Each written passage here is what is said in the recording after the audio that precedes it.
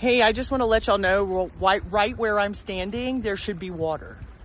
I am in the Rocky Mountain National Park. I am standing in the Colorado River right now.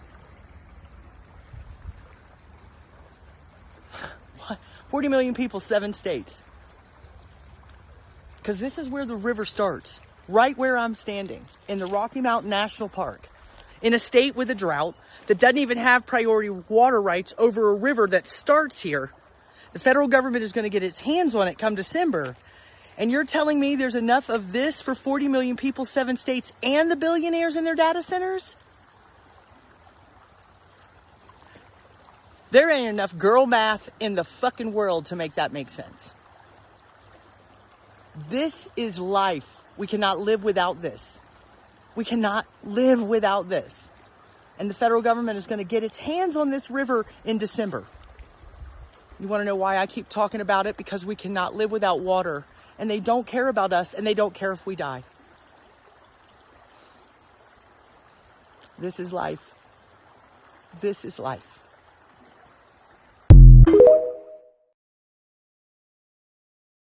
So it looks like day one of the Trump presidency is going to be delayed because day one was when he promised to bring down prices.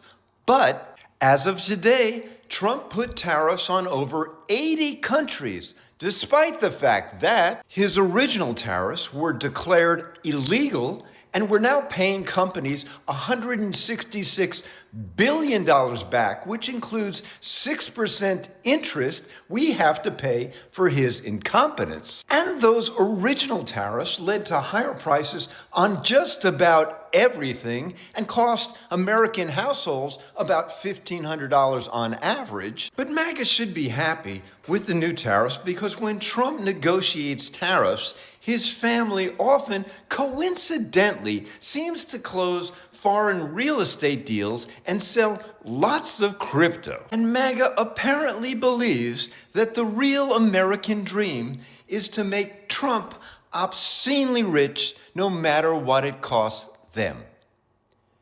Do you agree?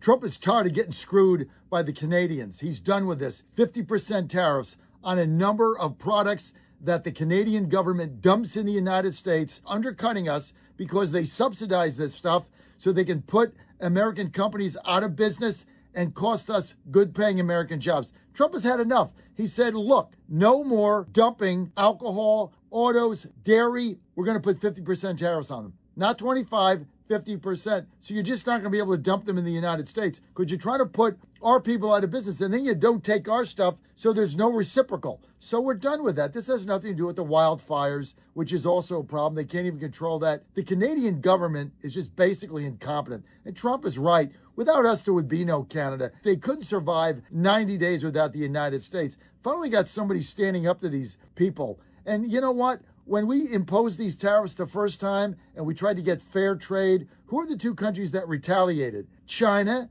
and Canada. You know why? Because they're aligned with each other, right? They're playing footsie with each other. Hey, Canada wants an alliance with the Chi-Coms? Go ahead. It's not going to be at our expense. Trump will guarantee you that. Now, he invoked Section 338 of what is called the 1930 Trade Act, which he's got the authority to do. Now, the Dems try to get rid of this. You know, the Democrats, socialists, communists are amazing. They say they want to protect the worker, but then every time the President Trump tries to protect the worker, they want to screw the worker. It's all they want to do. So, you know, they opposed it, but it didn't matter. They can't get it repealed. And the bottom line is this. You put tariffs on countries for one reason. You want to stop them dumping cheap-made labor or government-subsidized products into the United States that strips our companies of their ability to be profitable because they underprice them, they undercut them, and therefore cuts our jobs out. And President Trump wants jobs here. He wants our people to get paid,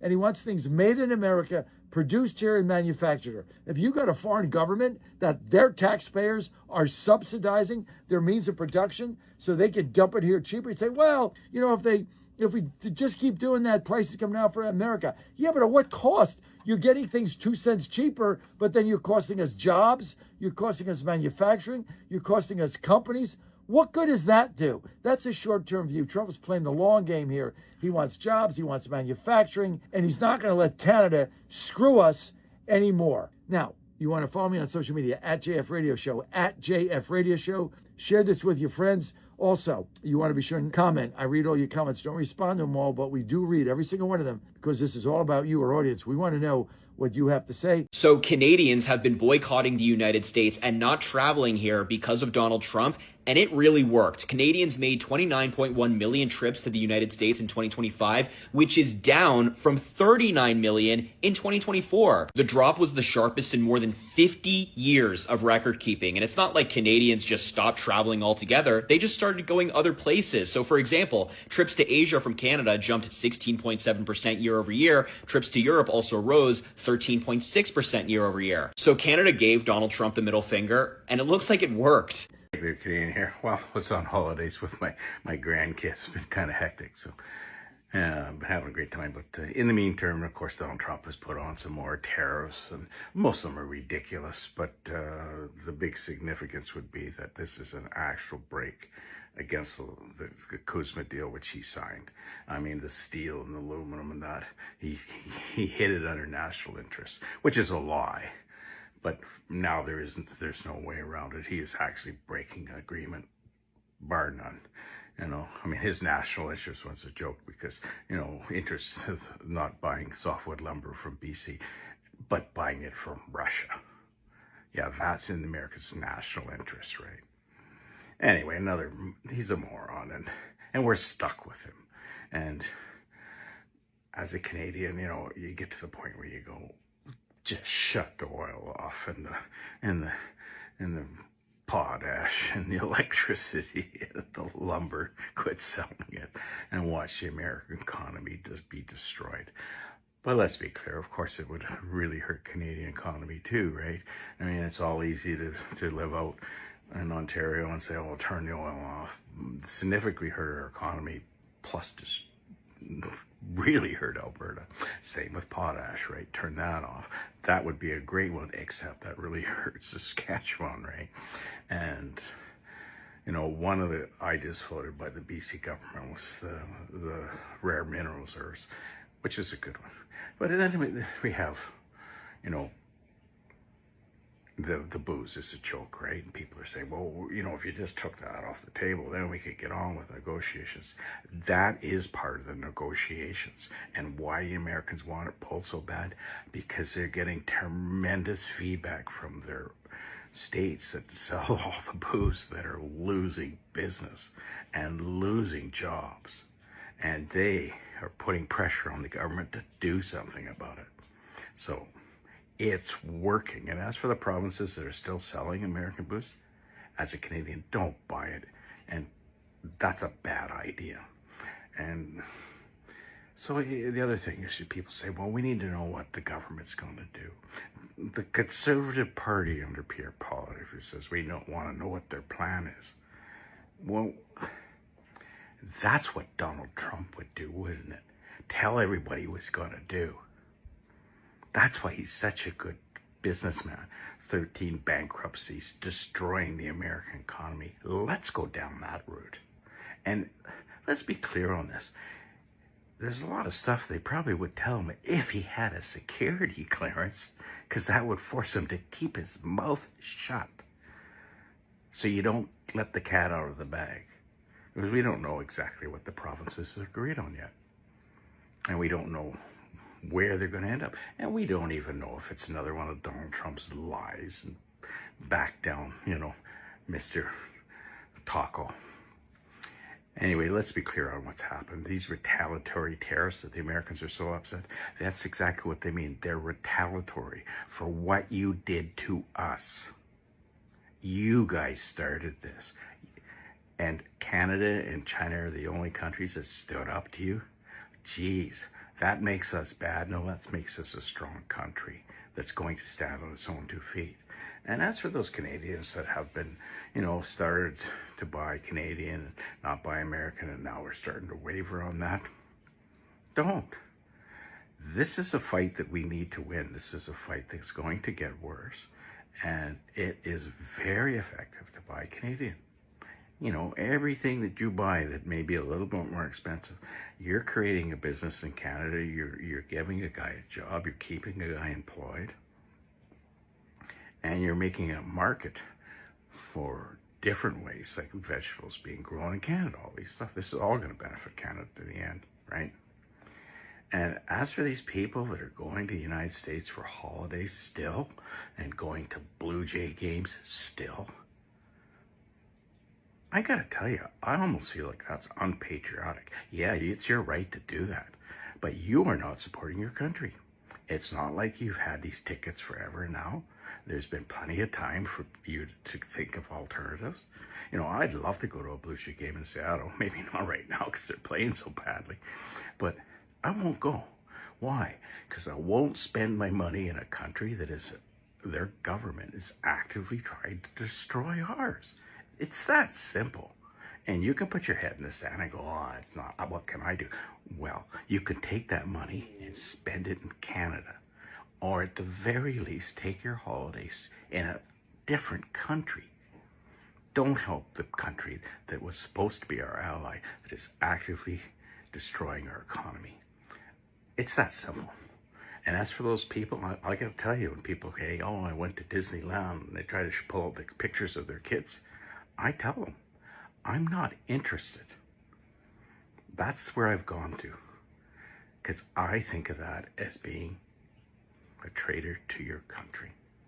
That's how much I feel about it. That's how strongly I feel. You know, in the beginning, when you had this stuff, you had these tickets and that's understandable.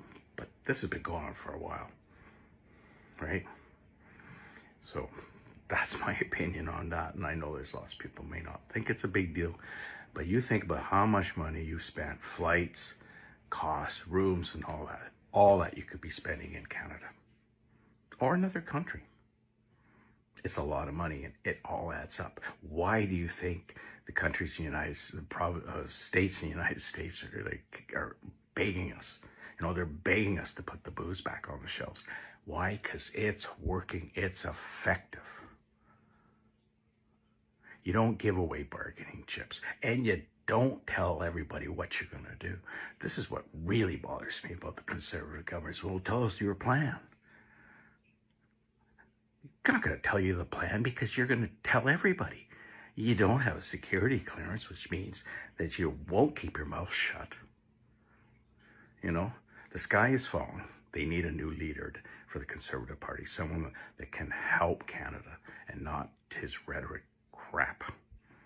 Anyway, he proves it time and time and again. He's a terrible leader. That's why so many Conservatives like me have become independents and voted for Mark Carney. And I do believe that this will play out whichever way it plays out. But we have a lot of options, and holding your cards close to the chest is a very good strategy because the United States doesn't know which way the wind is blowing. And trust me, they're scared.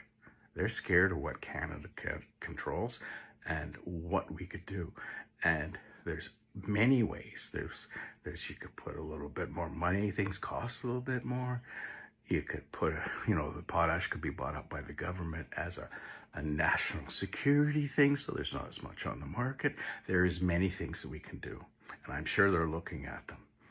And you have to realize that every province in Canada has slightly different interests, but I believe they're working pretty good together.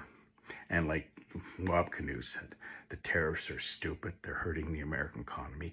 That's all true. And it's a matter of time before things fall apart in the States. They're in a war they can't win. They spent over $1 trillion, if you add everything up, to date on a war that they can't win. And they're costing the world. The world is paying for the United States' mistakes. And in the end, guess what? It's going to be the world that has to go clean up the United States' mess because they're not capable. They're not capable. They've proven it. How many? 50-something peace plans? And it gets worse. Every freaking week, another brick falls. He absolutely has destroyed their presence in the Middle East. The United States will be kicked out. That's going to happen. You're going to watch it within a year. Every country that thought the United States was their best friend is going to say, yes, thanks, but no thanks. We've realized you can't protect us, and you're destroying our economy. Anyway, that's Donald Trump in a nutshell. You know, he's going to be gone soon anyway, but Canada has to look after Canada. I'm curious what Canadians think. Do they think that we're on the right track, or do they believe that, oh, the sky is falling? Let's be clear. The United States has not signed an agreement with Mexico either, and they've attacked Australia recently with tariffs. I mean, this is a government that's out of control with a moron in charge. It's pretty hard to make a deal with a moron, and if you do, he's just proven he's going to break it. I'm curious what Canadians think. If you're a Canadian who's chosen not to go to the U.S., well, they have the old Cheeto fascist in charge down there, give yourselves a pat on the back. We cost that administration $3 billion in tourism funds. I feel pretty good about that. Everyone knows on Monday, the U.S. administration announced its intention to impose the latest in a series of unilateral, unwarranted trade actions. And we're clear. Canadian governments around this table will do whatever it takes to defend and support our families, our workers, and our businesses.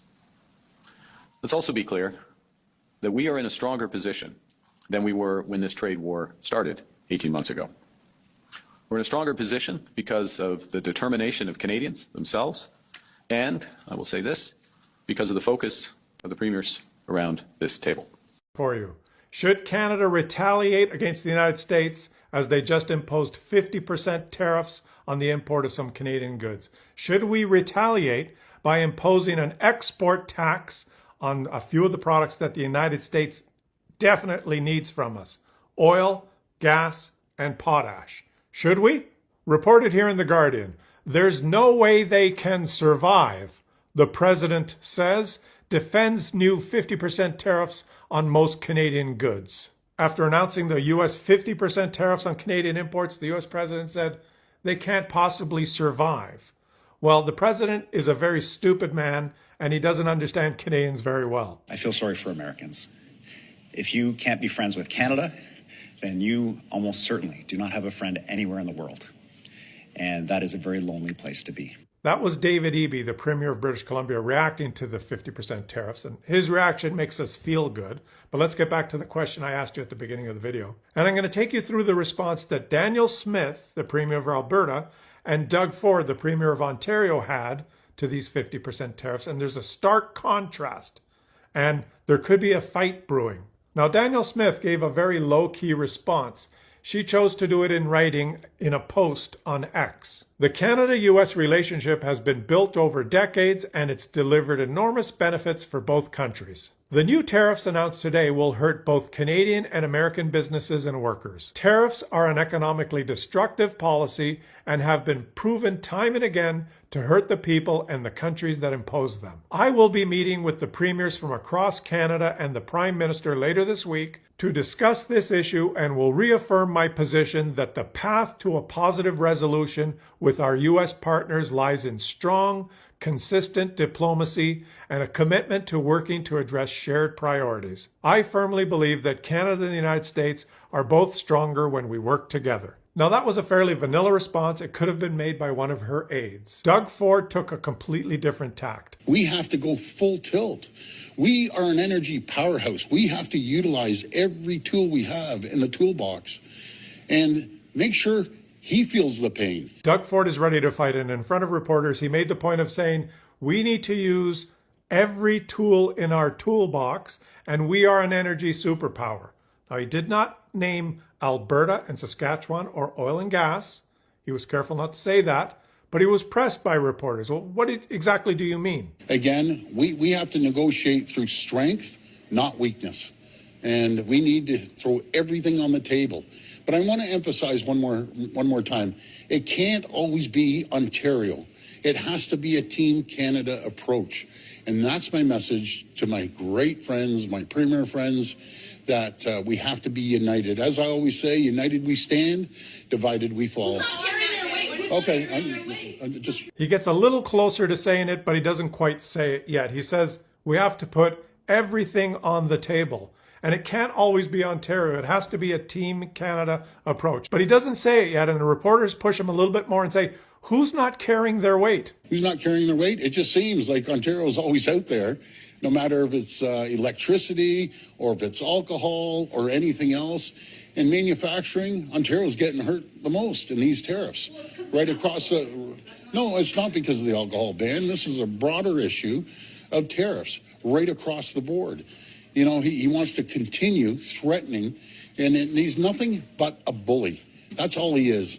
And you have to stand up to the bullies in the schoolyard, or they end up taking your lunch money. And we are going to continue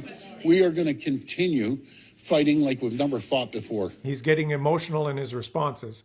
And he's making the point that the tariffs are hitting Ontario particularly hard, and it can't just be Ontario that's fighting back. But then reporters push him even more, and they ask him, well, how much is this going to cost, these new 50% tariffs? And he realizes that it's going to cost Ontario the most. And he finally says it. He finally points the finger at Alberta and Saskatchewan and says that we should use oil and gas and potash as a weapon. And listen to how he finishes this. His voice starts cracking, and he just manages to finish his last statement and then just walks off. What I understand is $28 billion across the country. Majority is going to be here in Ontario. That's why we can't roll over. We have to hit back. We have to, rather than be on our back heel, as I said, we have to go forward, take the offense. We are an energy powerhouse, and we could dismantle the U.S. if we wanted to, if we all work together. No matter if it's the electricity, and I'm not speaking for the other provinces, I'm going to be very clear. The potash, the oil, we're their #1 customer in the world. They need to feel the pain rather than us constantly feeling the pain. But thank you, everyone. We'll never stop fighting for Canada. Thank you. Thank you. Thank you so much, guys. Thanks. And I believe that he could barely hold it together there, and then he just finally said thanks, and he walked off. But he finally said it. He finally said it, that we could crush the United States if we were willing to fight back with our Trump killing cards. And those cards are oil, gas, and potash. Now, I'm going to explain how we can use those, and then I'll bring you back to the question that I asked you at the beginning of the video. Should we do this? The difference between a tariff and an export tax is this. The Americans are imposing tariffs on the imports of Canadian products. What that means is that U.S. consumers and U.S. companies will be subject to a tax when they buy those things from Canada. They will have to pay a tax to the U.S. government. So, in effect, these tariffs are hurting U.S. consumers and corporations. A 50% tariff is a huge tax. If those American consumers and corporations still want to buy those Canadian products that have a 50% tax on them, they'll have to pay that tax. It'll hurt them.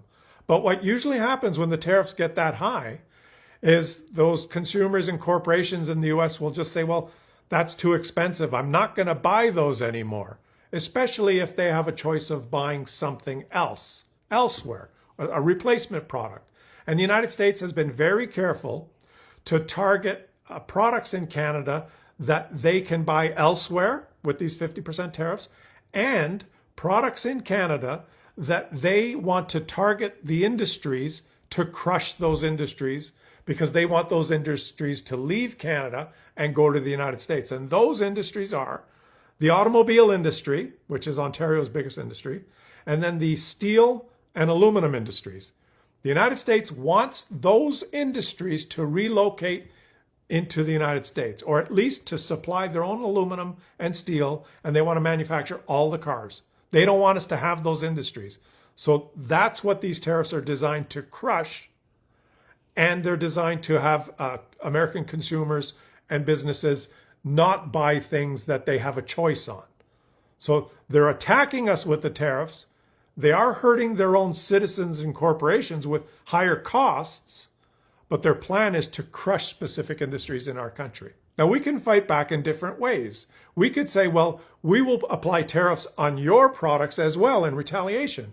Let's say, what is a product that Canada imports from the United States? A lot is fruits and vegetables. We could say, well, we'll put a 50% tariff on American fruits and vegetables. And you might say, yeah, let's do that. That's a retaliation. But who's going to pay that 50% import tax. It's going to be you and me and anyone that wants to eat fruits and vegetables, especially in the winter. And it is a fact, it's a brutal fact that Canada relies on imports of food, fruits and vegetables, mainly from the United States because they're close to us. We get them from Florida and California.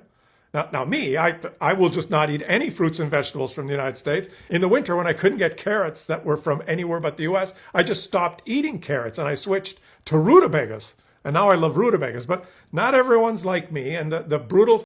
Okay, what's up guys, and welcome back to another video. So Trump tariff threat, it collapsed.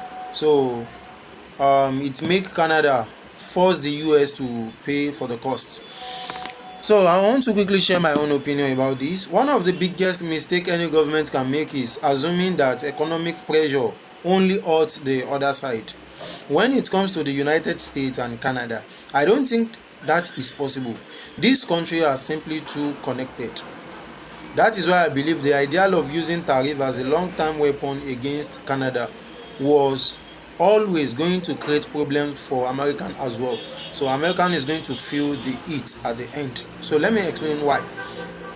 That is why I believe the idea of using tariff as a long-term weapon against Canada is going to create problem for America as well. So let me explain. Before anyone misunderstand me, don't misunderstand me. So let me explain myself. I'm not saying a president should negotiate with I'm not saying a president shouldn't negotiate tough trade deals. So every leader has a responsibility to protect jobs and national industries. But there is a difference between negotiating with a position of strength, or let me say negotiating from a position of strength, and creating an economic fight with one of your closest allies. If you remember, Canada and US are very, very close. So Canada isn't just another country. It's not just another country the US trade with. It is one of America's largest trading partner. So American factories buy Canadian materials. Canada companies buy American products. So millions of workers on both sides of the border depend on that kind of relationship. So when tariffs are introduced, the effect doesn't stop at the border. So in my own view, the biggest problem with tariff is that businesses often pass those extra costs to consumer. Manufacturers pay more for salaries. Or let me say, manufacturers pay more for materials. Retailers pay more to stock their shelves. Eventually, ordinary families can end up paying high prices because with this, the end user has to pay the higher price. So that is why I think the real question is not whether Americans look tough. The real question is whether American families are becoming better off. So if businesses are paying more, if prices are increasing, if exporters are losing customers, then it is a fear for people to ask whether the strategy is delivering the results that were promised. What I also find interesting in this is that in this Canada response is that instead of simplifying accepting the pressure, Canada pushed back. It depends its own industry and made it clear that it wasn't willing to negotiate from a position of weakness. So whether people agree with Canada's response or not, I think it demonstrated something important. Economic relationship works in both ways. So when two countries rely on each other, neither side can apply pressure without eventually feeling some pressure in return. So this is why I believe America needs allies just as much as allies need America. So strong partnerships are valuable because they create stability for business, investors and workers. So once uncertainty enters the picture, companies hesitate to invest. And that uncertainty can slow down the economic growth of any country. So in my own opinion, I think real leadership is not measured by how many countries you confront. It is measured by it is measured by how many problems you solve. So I think America can protect its own industry while maintaining strong relationship with countries like Canada. Yeah. The two goals doesn't have to compete with each other. At the end of the day, politics comes and goes, but geography doesn't change. So the United States and Canada will always be neighbors. They will continue trading, sharing the world's longest international borders, and depending on one another economically. So that is why I believe cooperation is ultimately a stronger long-term strategy than prolonging economic confrontation. So while some people see this as Canada defeating Trump, I see it differently. I see it as a reminder that in today's global economy, there are very few winners in a trade fight between close allies. But, well, that is just my own opinion. But do you think Trump tariff strategy made Americans stronger? Or do you believe it ended up costing American business and consumer more than expected? So let me know what your thought is in the comment section below. Thanks for watching.